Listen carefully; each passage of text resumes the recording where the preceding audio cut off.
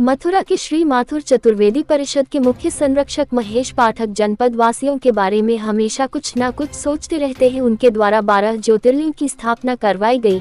बता दें कि 23-24 जनवरी को अपने आवास ATV नगर में यज्ञ एवं पूजन करवाया गया।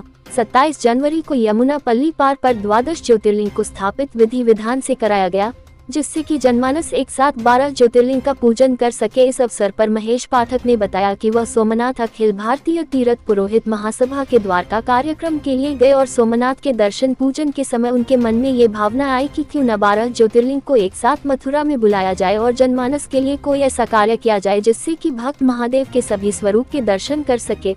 उसी कड़ी में प्रातःकाल यमुना पल्ली पार पर दोपहर 12 बजे पंडितों के द्वारा विधि विधान से 12 ज्योतिर्लिंग का पूजन कराया गया एवं उनकी स्थापना कराई गई। इस अवसर पर माथुर चतुर्वेदी परिषद के अध्यक्ष राकेश राजेंद्र प्रसाद चतुर्वेदी, चतुर्वेदी सेवा समाज के अध्यक्ष महेश चतुर्वेदी, परिषद के संरक्षक नवीन नगर गिरधारी लाल पाठक, सेवा समाज के महामंत्री गणेश चतुर्वेदी, बैंक वाले परिषद के महामंत्री राकेश तिवारी, एडवोकेट परिषद के उपाध्यक्ष शिव कुमार चतुर्वेदी, योगेंद्र चतुर्वेदी, कमल चतुर्वेदी, संजय चतुर्वेदी, अल्पाइन अमित चतुर्वेदी, नीरज चतुर्वेदी, संजय मंत्री। इस पुनीत कार्य में महेश पाठक के सुपुत्र राजन पाठक, रंजीत पाठक, रितेश पाठक, पूर्व पार्षद अतुल चतुर्वेदी मौजूद रहे। 12 ज्योतिर्लिंगों की स्थापना की जा रही है, किस उद्देश्य के लिए, कैसे इसकी प्रेरणा मिली? देखो, जैसे मेरी बात हो रही थी, हम लोगों का द्वारका में अखिल भारतीय तीर्थ पुरोहित महासभा का हमारा राष्ट्रीय अधिवेशन था 2 महीने पहले। तो वहाँ जाने से पहले मैं सोमनाथ गया, वहाँ मैंने भोलेनाथ के दर्शन किए और ऐसे ही ग्राउंड में खड़े होकर के हमारे पुरोहित फ़ोटो खींच रहे थे। तो खड़े खड़े वहाँ एक प्रेरणा हुई कि क्यों ना 12 ज्योतिर्लिंग को, वहाँ तो मेरी प्रेरणा ये हुई कि मैं अपने घर में लेके आऊँ और उनका यज्ञ करूँ, आयोजन करूँ और अपने यहाँ उनकी स्थापना करूँ। तो वहाँ हमारे एक पराग जी हैं पुरोहित, जो तीर्थ पुरोहित के मेंबर हैं। मैंने उनसे कहा मेरी ऐसी इच्छा आ रही है, तो बोले आप करिए। मैंने कहा मैं आपको द्वारका जाके कंफर्म करता हूँ। मैं द्वारका पहुँचा, रास्ते में मेरा मन बन गया कि मैं करूँगा। द्वारका पहुँच के मैंने उनको फ़ोन किया, पराग जी कन्फर्म, अपन 12 ज्योतिर्लिंग की पूजा मथुरा में करेंगे। तब पूजा की बात थी। अब मथुरा आए, उनसे डेट तय की, पर बाद में मेरे दिमाग में ये बात आया कि नहीं, पूजा से काम नहीं चलेगा। वहीं हर ज्योतिर्लिंग पर ठाकुर जी की पूजा करवाई जाए, जो प्रतिबिंब वो यहाँ लेके आएँ उसकी पूजा करें। मैंने कन्फर्मेशन से कहा कि आप मेरे को उसका वीडियो भी भेजो। तो जो हमारे चीफ प्रीस्ट थे जो आए यहाँ पर, उन्होंने वहाँ महादेव जी का स्पर्श करा के वहीं से एक उनका प्रतिबिंब लिया और पूजा अर्चना की। मैंने कहा ठीक है, हो रही है। तो 12 उसको लेके आए। यहाँ आने के बाद मैंने शोभा यात्रा निकाली अपने घर में और हमने विधि विधान से पूजन किया। दूसरे दिन यज्ञ हुआ। वहीं मेरी लड़की भी मेरे साथ बैठी हुई थी।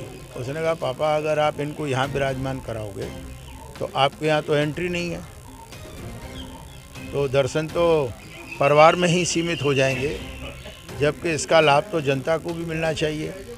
बोले बहुत से लोग ऐसे हैं जो आर्थिक दृष्टि से या शारीरिक दृष्टि से या किसी और कारणों से कोई एक ज्योतिर्लिंग जाता है, 2 जाता है, 12 कहाँ मिलते हैं। तो आप इसको ऐसी जगह स्थापना करें जहाँ सर्व जनता भी इसका लाभ उठा सके। तो मेरे दिल में आया कि हमारे ऑफिस के नीचे एक तिवारी है परिषद के, वहाँ लगा दें। उसने कहा नहीं, भोलेनाथ के ऊपर तो कोई बैठेगा नहीं। दूसरी तरफ हमारे कपड़े बदलने की तिवारी है, मैं उसको बनवा दूँ। उसने कहा उसके ऊपर भी है। तो उसने कहा क्यों ना आप यमुना पार, इतना रमणीक स्थान है, देवभूमि है, वहाँ आप इसकी स्थापना करें। मुझे उसका आइडिया अच्छा लगा। मैं आया, मैंने देखा यहाँ, क्योंकि बाढ़ आई हुई थी तो मंदिर की बड़ी बुरी हालत थी। तो इसका पूरा जीर्णोद्धार कराया, सब चबूतरा टूटा हुआ था। हमने कहा ये भोलेनाथ की कृपा है। इन्होंने कहा इधर आ जाओ।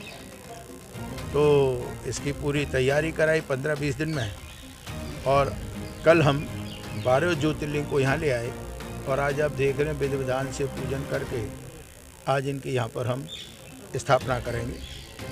और जो व्यक्ति मथुरा में ऐसे बुजुर्ग हैं, महिला हैं, जो कोई एक ज्योतिर्लिंग गया होगा, 2 गया होगा, नहीं जा पाया होगा 12, तो वो यहाँ आए और ये माने कि ये 12 ज्योतिर्लिंग उन्हीं के स्पर्श से उनके अंश हैं।